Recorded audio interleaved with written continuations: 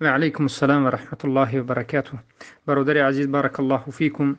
بر رسول اکرم صلی الله علیه و سلم نماز فرض شد در اسراء و معراج.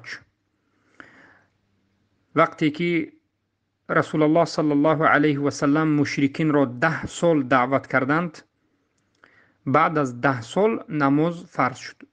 رسول الله صلی الله علیه و سلم مشرکین را در مکه 10 سال فقط به سوی توحید، به سوی یکتاپرستی، به سوی توحید الوهیت و به سوی لا اله الا الله محمد رسول الله دعوت نمودند و بعد از 10 سال بعد نماز فرض شد. 3 سال در مکه نماز خواندند و باقی مانده نمازها را در مدینه خواندند.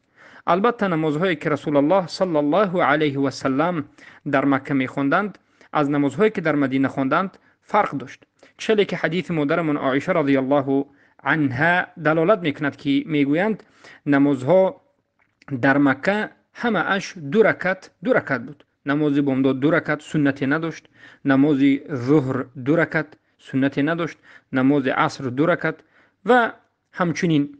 بارک الله فیکم. اما وقتی که به مدینه آمدند نمازها 4 رکعتی شد. نمازهای فرضی را رسول الله صلی الله علیه و سلم مثلا نماز ظهر، نماز عصر و نماز عشا را 4 رکعتی خواندند و بعد از این با سنت های راتبه 10 یا 12 رکعت، خیلی که حدیثی به این دلالت میکند، رسول اکرم صلی الله علیه و سلم خواندند و نمازهای سنت به وجود آمد.